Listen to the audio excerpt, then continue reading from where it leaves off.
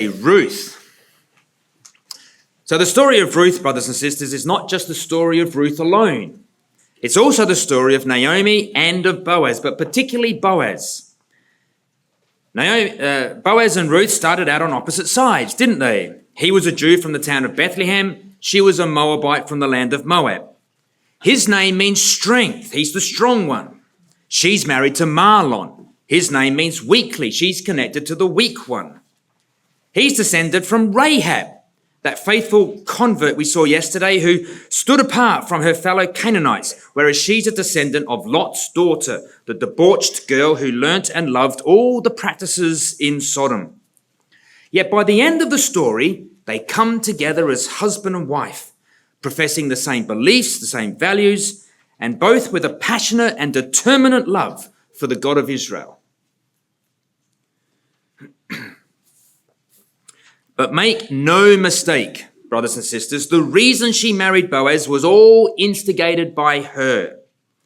Yes, Naomi gave her instructions, but it was Ruth who put it all into action.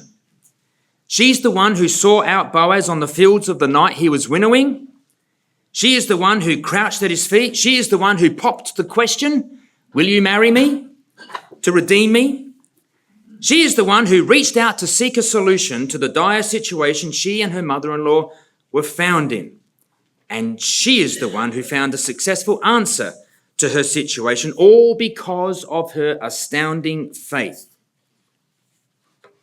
So the story starts in Ruth chapter 1, in the days of the judges. Now it came to pass in the days when the judges ruled that there was a famine in the land.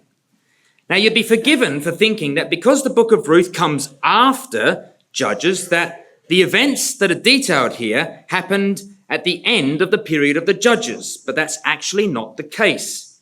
In fact, there are 3 stories, 2 at the end of the book of Judges, along with Ruth, that are bunched together to give a snapshot of what the period of the Judges looked like. A snapshot is like a photograph, isn't it? That tries to capture some of the essence and emotions of something you've done, like a wedding or a holiday. You take a snapshot. Well, the location for this snapshot is the little town of Bethlehem, Judah. And it was a little town. And thou, Bethlehem, Judah, says Micah the prophet, though thou be little among the thousands in Judah. So it was tiny. But it was representative of all the thousands of other towns. And what God does is that he gives us 3 stories all about people from this little town. And he says, let me just lift the lid from this little town to give you a taste of what's happening here. And that'll provide you a good idea of what's going on in the rest of the nation. And it wasn't pretty. So, here are the 3 stories. Judges chapter 17 and 18 is at the end of the book of Judges, and it contains a story about a young Levite that comes out of Bethlehem, Judah. He left home to go live with the man Micah, but then he went off to a better offer to go with the tribe of Dan. The next story is in Judges 19 to 21. Again, a certain Levite took a concubine from Bethlehem, Judah, and she left home to go live with her new husband, but she hated it, and of course she returned home only to be chased back and taken away again. And then we have the book of Ruth, a certain man of Bethlehem, Judah. So this little town in the thousands of other towns, Bethlehem, Judah, 3 stories. He left home too, didn't he, with his young family to go and live in the land of Moab.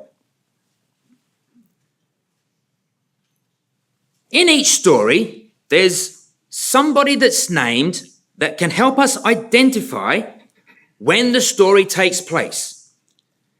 In Judges 18 verse 30, we're told about the young man being called Jonathan, the son of Gershon, the grandson of Moses.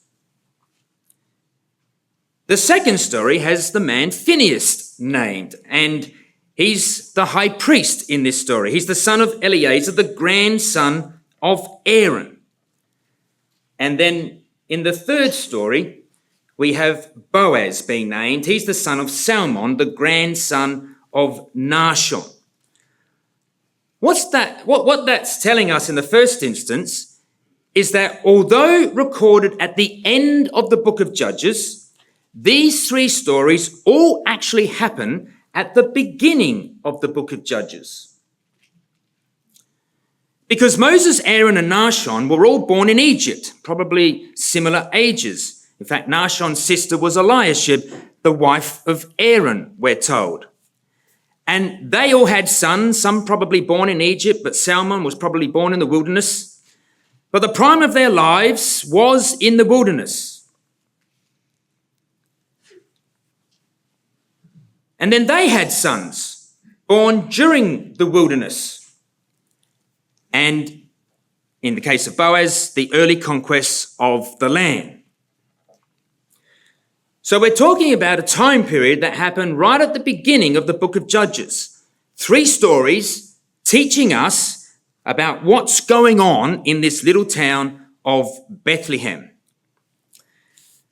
So there's a phrase that ties all these stories together, and I'm sure you all know it.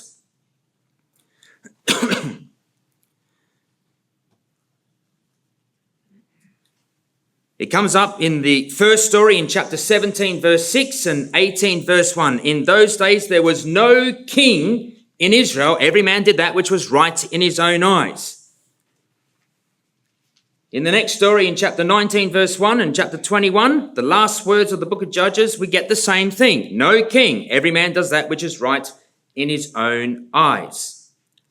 And so that's why it says, it came to pass in the days when the judges ruled. There was no king, and every man did that which was right in his own eyes. Well, what did it look like when every man was doing that which was right in his own eyes? Just let me show you these first two stories. Take the first story in chapter 17 and 18 of the book of Judges. This story is about corruption of worship. You get a man called Micah. He stole from his mum, all right? His mum says, well done for telling me that you stole from me. And he praises him. She praises him up, and then she goes and makes idols. Then there's this young man, Jonathan, who comes along and sets up a false priesthood. And persuaded by selfish interests, he willingly compromises and goes off and becomes a priest. He was lazy and selfish. He took whatever he could. And the second story is no better. This story is about the corruption of morals. Actually, this story is worse, because we come across a Levite who has no respect for others, no respect especially for women. There's a concubine in this story. This poor woman dies a horrible death because of extreme abuse. This Levite's father-in-law is intimidated by this Levite. He can't protect his own daughter. There's an old man in this story who has no respect for women either in Gibeah. And then the men of Gibeah, well, they're the worst of the worst, these sexual monsters that are just despicable in their behavior. So this is telling us exactly what the days of the book of Ruth looked like. It tells us what worship looked like, what morality looked like, and what men thought of women. That's a snapshot of what life was like in that area, a representative of the whole nation. But the thing is, brothers and sisters, is that culture never improves throughout the whole of the period of Judges. And I think these three stories are placed at the end of Judges, even though they occur at the beginning, to show that the book of Judges ends exactly how it starts. There's no change at all. Just a time chart, not going to go through it, but that's a description of all the events that take place during the period of the Judges and a bit before and a bit after. And the book of Judges occurs between those two red lines. Now, the three stories all occur around about here in the story. Jonathan, Phinehas, and Boaz.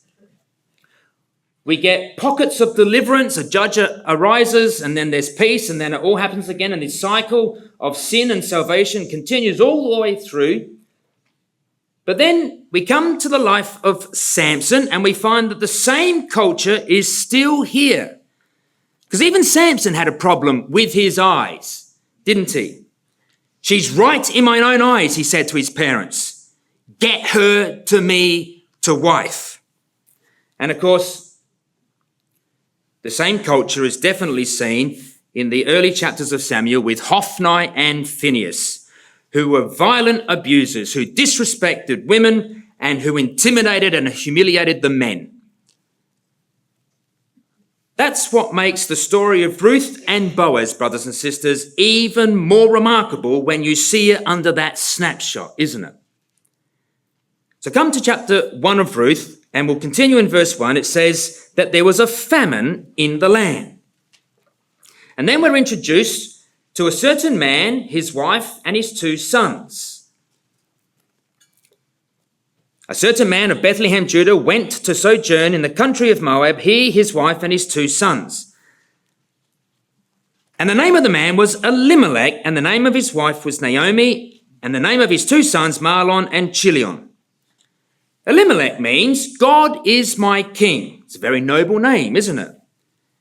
Naomi means pleasant, sweet, joy. It's so positive, the name Naomi. They're sort of hopeful names, aren't they? The generation before gave them these names as the land was being captured, and there was hope in the air. But then a famine came along, and during this famine, they have 2 boys, and things were tough in the famine, not much food, and so they named their boys accordingly. Mahlon, the eldest, his name means weak and sickly. Chilion comes along, and the famine's still there, and his name means pining and wasting. Now, think about it. Why else would you name your kids these names? So depressing names. I think it suggests that times were really tough. Meanwhile, in the land of Moab, another family had given birth to a little girl. They looked at her, they held her in their arms, they looked into her eyes, they were so soft and tender. And so they called her name Ruth, which means tender or friendly. In fact, Ruth was a word used years ago, it's gone out of fashion now, to show someone kindness. We just have the word ruthless now, which is the opposite to Ruth. So Ruth and ruthless were words used long ago, but we just use the word ruthless now. All the opposite qualities to what to Ruth meant. All from this name here, that this lovely family gave to their young daughter. She grew up quite happily. Her family worshipped the Moabite god Chemosh, and she enjoyed those moments with her family. She was friendly with one and all, kind and generous to a fault. One of her close friends, though, was a girl called Orpah. They did lots together. They got on well. Orpah was kindly too, and they hit it off well. Although Ruth had not yet found out why she had the name Orpah. Orpah means the back of the neck. And she was puzzled by it because Orpah was always gracious to her as Ruth was in return. But then when Ruth was about 8 to 10 years old, another family joined their village. They were from Israel on the other side of Jordan. They kept to themselves at first, but gradually she got to know this foreign family. She liked them, especially Mahlon, but she's still too young. But it didn't stop her trying to find out about them as much as she could from a distance. Some of their strange behaviour made no sense to her. If only she could find out more. But then about 5 years later, tragedy struck, and Mahlon's father died suddenly, quite unexpectedly, and Ruth saw how grief-stricken Mahlon was, and his brother too, and his dear mother. She and Orpah found the courage to reach out. Could they help this family? To be there in their time of grief. You see, both girls were so generous and kind, and before too long, Ruth had married Mahlon and Orpah had married Chilion. And Ruth finally discovered who they really were, mainly from Mahlon's mum. She was so sweet-natured.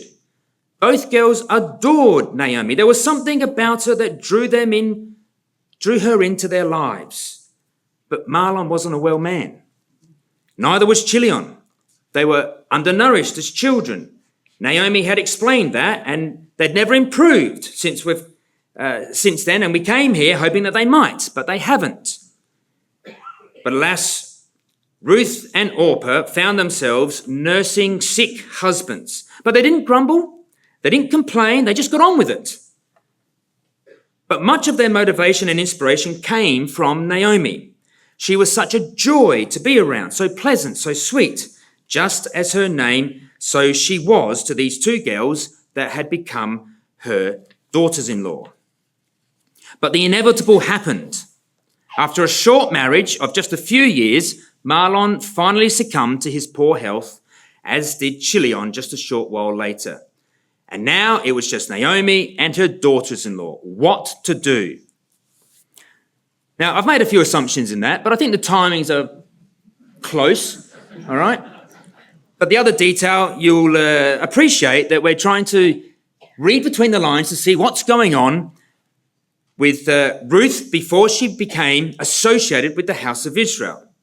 So let's break from the story there to establish a few facts. Elimelech leaves Bethlehem, Judah, which we know means the house of bread and praise. Is this a case of if you don't praise God, then you won't get bread from God? Okay, so maybe there's an indication here that this famine was a wake-up call to spirituality. Remember Amos 8 verse 11? The days will come that I will send a famine in the land, not a famine of bread, nor a thirst for water, but of hearing the words of the Lord. And so this natural famine was likely the result of a spiritual famine. God was reminding them that the bread of God is not just literal bread. Man does not just live by bread alone, but by every word that God breathes. His spiritual bread. But Mahlon and Chilion were very sick, so desperation took over and they head to Moab. Of all places, they head to Moab. Now, Moab, brothers and sisters, which means of my father, was a curse to Israel. They were a constant thorn in their sides. Moab means of my father. And the reason is because he was born from incest between Lot and his daughter. Just come to Deuteronomy chapter 23. We're told some details here about the Moabites and the Ammonites as well.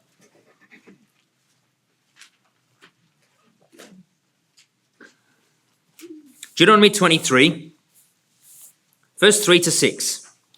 An Ammonite or Moabite shall not enter into the congregation of the Lord, even to their 10th generation shall they not enter into the congregation of the Lord forever. Now, if you thought 10 generations, that there were 10 literal generations and that Ruth is the 11th, it doesn't work out. That's not what it's saying. The 10th generation in the verse is paralleled with the word forever. So 10th generation, even forever. Take the parallel, and the 10th generation is a symbol for all time, all generations. They were to never come in. Why? Because it says in verse 4, they met you not with bread and water when you came out of Egypt, right? They weren't kind and loving and tender towards you and providing you with basic necessities.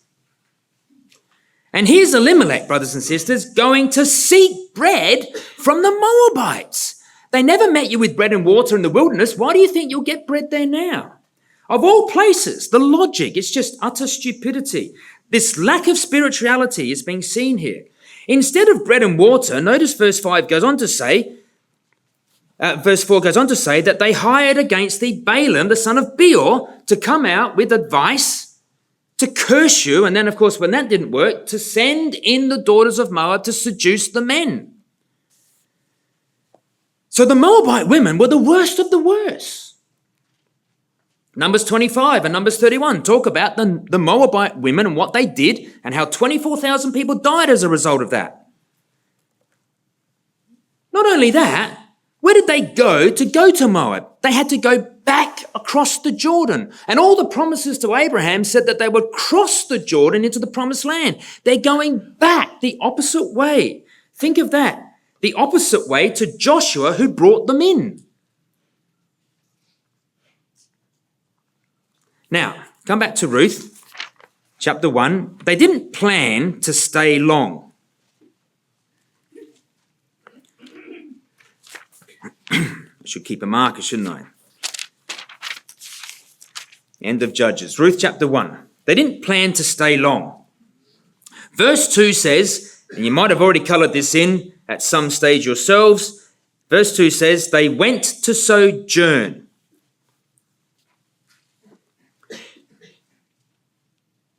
But verse 2 continues on, and it says at the end, and they came into the country of Moab and continued there.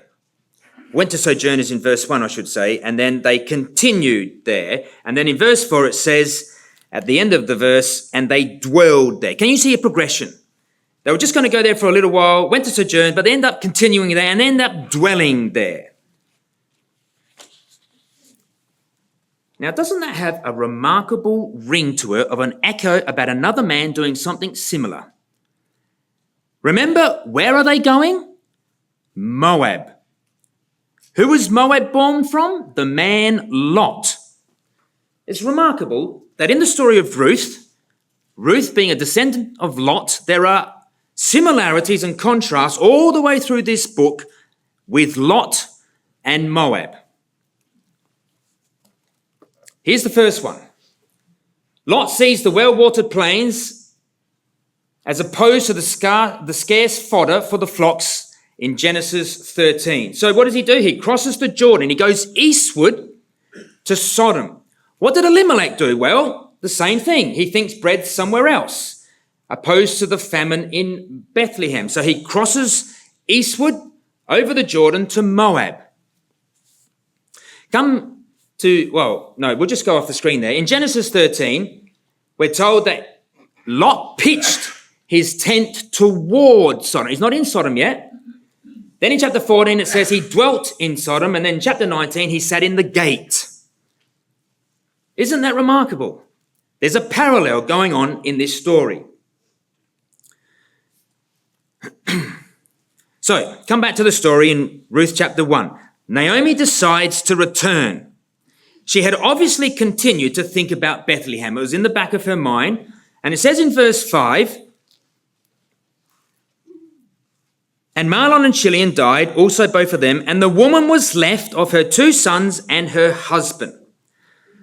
The word left there is quite interesting. It really is the word remnant. It's translated remnant in 2 Chronicles 30 verse 6. Naomi was the remnant of her family and she wants to return home. The remnant is coming home. So in verse 6 it says, she arose with her 2 daughters-in-law. That must have meant that they were living with her. Such was the bond and the connection between Naomi and these 2 delightful young girls. Naomi was obviously extremely kind, caring, thoughtful and generous. She had an open heart. And Ruth and Orpah loved her dearly and looked up to her. They sought direction from her. They couldn't think of losing her. They rather lived with her than their own mothers. So they decided to come too. Now, I sometimes think that because Orpah's name means the back of the neck, and because she wasn't willing to ultimately commit herself to returning, that we sometimes perceive her as selfish, even arrogant or unpleasant. That only Ruth was loving and kind and gentle. Well, that's not the case at all, brothers and sisters. Both of these girls were loving and considerate. They were diligent in their work and care for others. They had qualities that parents would love to see in their children. Let me show you. Look at verse 7. They willingly went with Naomi, for instance, right up to the border. Wherefore she went forth out of the place where she was, and her 2 daughters-in-law with her. They went with her on the way to return unto the land of Judah. They got all the way up to the border. In verse 8, Naomi says, hey, look, go back to your own mums, she says. I'm just your mother-in-law. But they preferred her to their own mothers. Verse 8 says that Naomi says, the Lord deal kindly with you as you have dealt with the dead and with me. You have been so kind to my sons, looking after them in their ill health. They had nursed their 6 husbands as they wasted away. And they did so willingly. But you've also been kind to me. They showed that same care and kindness to Naomi. And she's acknowledging this. Verse 9, Naomi says, go find rest in the house of your husband. The word rest means abode, repose. Go and find a new home. Go find a new husband. You're both still young enough. Naomi prays that these two girls would have a better life than they ever did with her family. And so she kissed them both as if to say goodbye. But look at verse 10. And they both said unto her, surely we will return with thee and thy people. Both said, no way, we're coming with you. They were both prepared to accept the challenge, Orpah as much as Ruth. They were willing to face whatever emotional turmoil it took and all the upheaval of moving to a foreign country. Now note that 3 times in verse 6, 7, it says that her daughters-in-law are said to follow Naomi. Verse 6, she arose with her daughters-in-law. Verse 7, her daughters-in-law with her. Verse 7, and they went. But here's the question, brothers and sisters. What was the basis? What was the motivation for this commitment? Well, Naomi is determined to find out before she continues any further. And we get this wonderful insight to Naomi. She's a very perceptive, spiritually minded woman, as well as being caring and kind.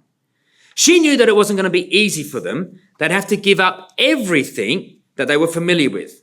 And she knew the cost it would take. You have to leave your country, your culture, your family, your friends, your belongings, your possessions, everything. She would love them to return, wouldn't she? But if they didn't feel they could commit 100% to the hope of Israel, then she knew it wasn't worth them coming. So what she does in verse 11 to 13 is she puts before them a test. She's going to lay it on the line because she wants them to examine their own motives. So she says in verse 11, why do you want to come? It's a pretty serious question, isn't it? And it must be met with a serious consideration. So here's the test. She describes to them the Levirate law. Now, we talked about this on Monday with Tamar. Okay, the Levirate law is found in Deuteronomy 25, verse 5 to 7. We're not going to turn there. I've got it on the screen, and you can see where it was used in Genesis 38 regarding Tamar. It's where you married your dead brother's widow and raised up seed in his name for the first child, and then the next children would be in your name. And Naomi says this because she recognizes as the only way they're likely to ever be able to marry. If you come back with me, she says, the likelihood of you ever marrying again are slim to zilch. She lays it on really heavy. And the reason is because we've already seen no Ammonite or Moabite was to ever come into the congregation of Israel. So nobody would want to marry one of these Moabitish women that seduced the nation of Israel and caused 24,000 to die, unless someone, through an act of sheer kindness and graciousness, looked beyond the law of Deuteronomy 23 and redeemed them.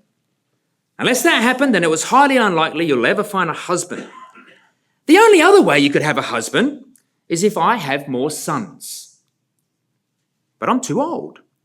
And in any case, would you tarry for them? This word tarry, shabah, means to scrutinize, to expect with hope and patience. Would you analyze every day your prospects and weigh up your possibilities and still patiently hope for a son of mine to marry? Would you stay? Would you shut yourselves out from having husbands to wait for my sons to grow up when the fertility clock's ticking away? I might not find a husband myself anyway. If I did, I might not even have children. If I did have children, they might not even be sons. See how Naomi's laying on this test? She knew that they would likely end up wanting husbands at some stage, and the only way would be to go back to Moab, back where they started. So instead of going through all that upheaval, just go back now, she says. Well, this was too much for Orpah in verse 14, and she decides she can't commit 100%. The costs were too much. That was going too far for her. And it's at this stage in the story, brothers and sisters, that Ruth finally gets to know why she's called Orpah.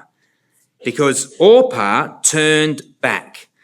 You'll see in verse 15, Naomi said, "Behold, thy sister-in-law is gone back." And of course, as she's going back, all Ruth could see was the back of Orpah's neck. And that's exactly what her name means, the back of the neck. But isn't there another echo here from the story of Lot? Did you recognize another echo here? It's the story of Lot all over again. Remember Lot's wife? She turned back, didn't she? She looked back. She wanted to be back. All that was facing Lot and his daughters and the angels was the back of her neck in Genesis 19, verse 26. It's remarkable. The story of Lot being played over all over again. But we're told in verse 15,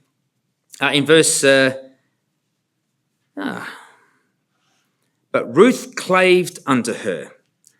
Verse 14, they lifted up their voice and wept again, and Orpah kissed her mother-in-law, but Ruth clave unto her. Why? What was the difference? The word clave, well, the first time that word is used in Genesis 2, isn't it? Therefore shall a man leave his father and mother and cleave to his wife. This was a relationship on another level. For Ruth, it wasn't about natural family ties. Orpah clearly wanted a natural family, the love and warmth that provides. But Ruth wanted a spiritual family. But in verse 15, Naomi doesn't give it up with testing out Ruth. Orpah gets it, she says. Why don't you follow her back to her people and to her gods? Well, you see, that was the problem right there, wasn't it, for Ruth? She could see something in Naomi that was beyond anything natural. She had come to know Naomi's God. A far higher relationship had been building up inside her. And in verse 16 to 18, brothers and sisters, we have the most wonderful confession of any in Scripture, matching that of Rahab that we saw yesterday. It's an incredible confession of faith of one who had counted the cost, diligently self-examined and said, yes, I'm willing to give my all. And so that's why we've called this study Ruth, giving our all. Not 99%, not 99.5%, 100%. Look what she says. Verse 16, entreat me not to leave thee. The word entreat means to meet or encounter. Meet me with my request. I'm asking you. Don't force me against my will. And there are two things she asks to meet her on. She says, please don't ask me to go back. And please don't ask me to stop following you. Don't break the fellowship that exists between us.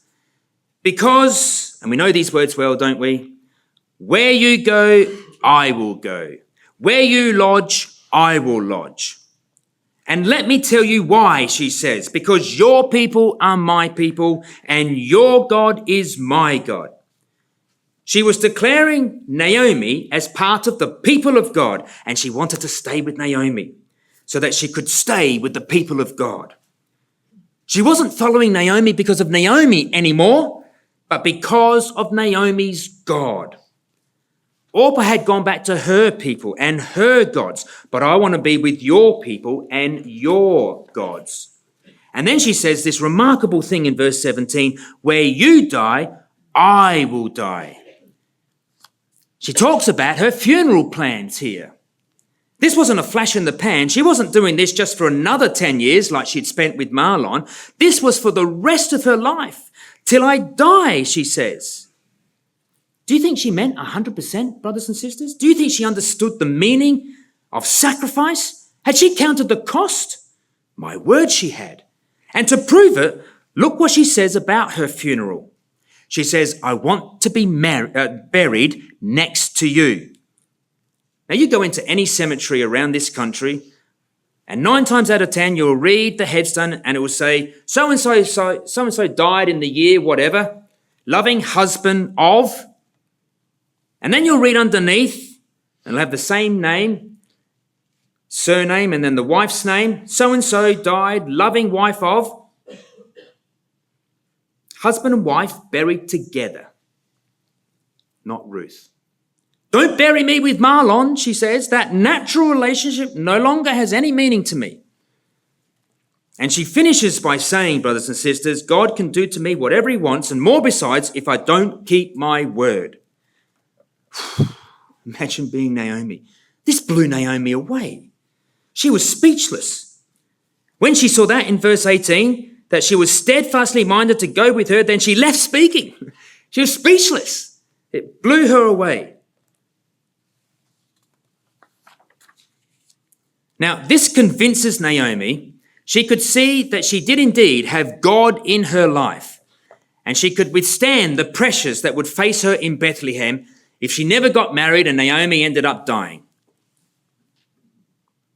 And then in verse 19, we have this most wonderful expression.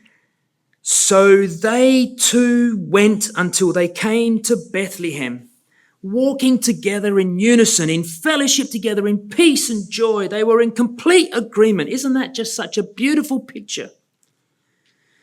You know, Ruth, brothers and sisters, is really representing all of us here in the story, because what she went through in this chapter is really the same questions that you went through at your baptism. Did you get baptized weighing up the costs? Did you say, I'll commit 100% to Christ, a lifetime commitment that never stops? Let me show you how Paul takes this very point up in Romans chapter 6 and 7, the baptism chapters. Romans chapter 6, we get a question poised in verse 1. What shall we say then? Shall we continue in sin that grace may abound? Can I keep sinning once I'm baptized? Do I have to really change my life? Do I have to give everything to Christ? Well, Paul gives an answer. He responds by giving three answers, actually, all of them saying no. And I've just put them on the screen for you to see there. No, we can't. Number one, because we now have a new king, a new monarch in our lives. Verse 1 to 14. Answer number two, no, because we have a new master, a new employer, a new slave owner. And answer number three, the one that's most relevant for our study this morning, chapter 7, verse 1 to 6. Answer number three, no, you can't keep sinning because you now have a new husband. You see, the law bound a woman to her husband for as long as the husband lived. The only way to become free was when the husband died. And then in verse 3 of Romans chapter 7, she would be free to marry again. And of course, we were all married, weren't we, once to the old man of the flesh, the weak one. But now the old man is dead. We drowned him in the waters of baptism, didn't we? This is the story of Ruth all over, isn't it? Right here. She'd been married to the weak one, the sickly man of the flesh. She'd been unable to marry any other. But when he died, she was free to make her choice to change allegiances, to seek a new husband, one that now aligned with her spiritual values. And she gave 100% to that commitment. So how's your commitment going, brother, sister? Are you holding back that 1% that stops you from being like Ruth so that you're free to marry our Lord Jesus Christ, when that occasion arises? Well, Ruth didn't know if the day would arrive for her to ever marry again, but it was obvious that she would be ready if or when it did come. And so the story wouldn't be complete without seeing how God allowed the parable to be completed in her life. So let's come back to Ruth here. Come back to Ruth.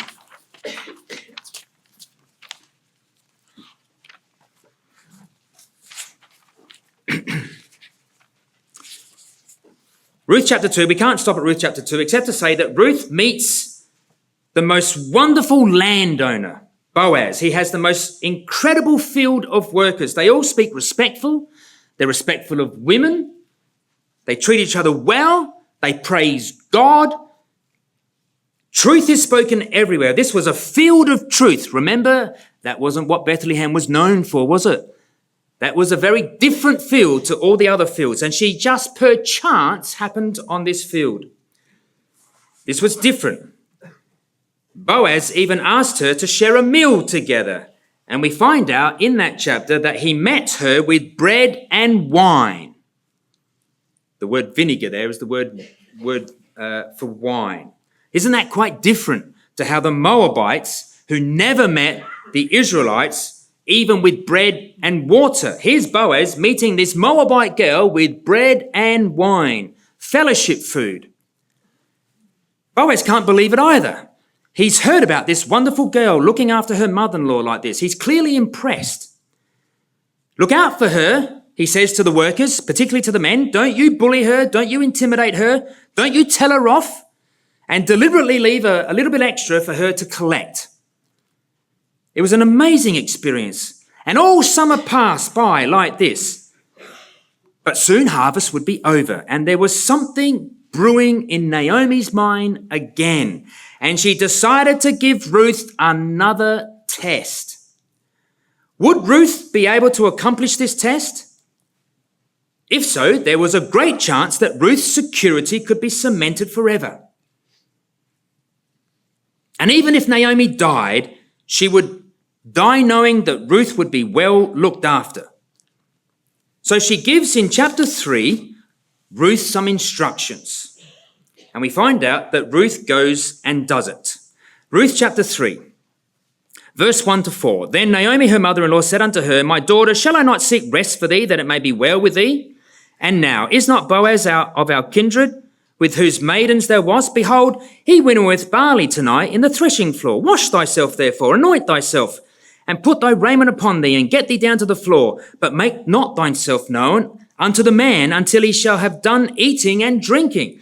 And it shall be, when he lieth down, that thou shalt mark the place where he shall lie, and thou shalt go in and uncover his feet and lay there down, and he will tell thee what to do. That's the most astonishing way to ever find a husband I've ever heard. A marriage proposal like that. What sane parent would recommend that as the best way to find a partner? If one of your children came and said, Dad, I've got this method that I'm thinking, a great idea for a marriage proposal, you would say, you're out of your mind. She even said, he'll be merry with wine after he's been eating and drinking. Alcohol in any situation like that is deadly, isn't it? Why did she give this instruction? It's because there's a test. There's an echo here. It's the story of Lot happening all over again. It's the story, actually, of the birth of Moab all over again. What Naomi wants to find out is whether Ruth really is a true Israelite, or are there Moabite tendencies still harboring inside her? Was there going to be a repeat of something that happened many years ago? Was she a Moabite through and through, or was she an Israelite through and through? Have a look at this. The birth of Moab is a story that happens back in Genesis chapter 19. Lot's daughter goes in to her father. Our father is old, they said together. There's not a man in the earth. They're stuck out there, and they're desperate for a seed. So they make their father drink wine. And then she lays with her father, and he doesn't have a clue. He perceived it not. He gets up in the morning. So he had no choice. He wasn't involved in this. She raped him. She sought to preserve a seed through rape. That was the Moabite legacy. That's what every Moabite girl would have known. That's why they were so successful in Numbers 25, until God intervened with Phinehas and the spear, you remember, going straight through the belly of a prince of Simeon and this Moabite girl that he had on his arm.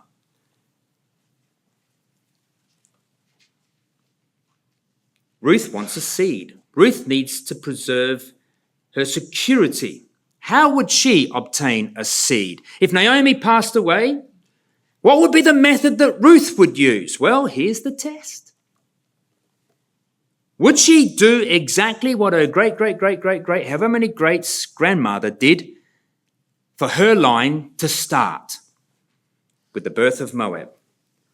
Or would she show that she was a true Israelite? Well, what did she do? Well, Boaz actually does call Ruth daughter, so there's a daughter in each story. Naomi's old, and this is what this is causing the story to proceed. What happens when I die? I've got no more sons. There's not a man in the earth. They made their father drink wine. Well, his heart's merry. He's been eating and drinking with his men after the winnowing. She comes in and lays with her father. She comes in, uncovers his feet, and lays down at the bottom of his feet. She goes no further. She presumes nothing. She doesn't do something while he doesn't know. And the man was afraid and turned, and behold, a woman lay at his feet. Her great-grandmother never let Lot know what happened. Would this be a repeat of her female ancestor? No. She sought to preserve a seed through a true redeemer. Isn't that interesting? It's remarkable, isn't it? And of course, Ruth proposes to Boaz, will you redeem me? Will you marry me? And Boaz is blown away by this, the way this girl has so much respect that he makes Ruth a promise. He does not rest. Just as Ruth had given 100%, Boaz and the rest of this book, the rest of this story gives 100% in return. And isn't that beautiful? Because isn't Boaz a type of Christ? And Christ gave 100% for you and me, brothers and sisters, so that we could end up being his bride. It's a great story, isn't it? Ruth, the one who gave all, committed herself 100% wholeheartedly to the God of Israel and to the people of the God of Israel. She didn't go half-heartedly or even just 90% or 99%. We've seen 100%. She confesses her faith strongly, and then she proceeds to do her responsibilities, never shirking, and her example was seen before all. And then she saw a redeemer, and she did it in the right way. So much so that Boaz responds in kind and marries her and preserved a seed for her. And so that's why she is in Matthew's gospel and finds herself in the line of the Messiah.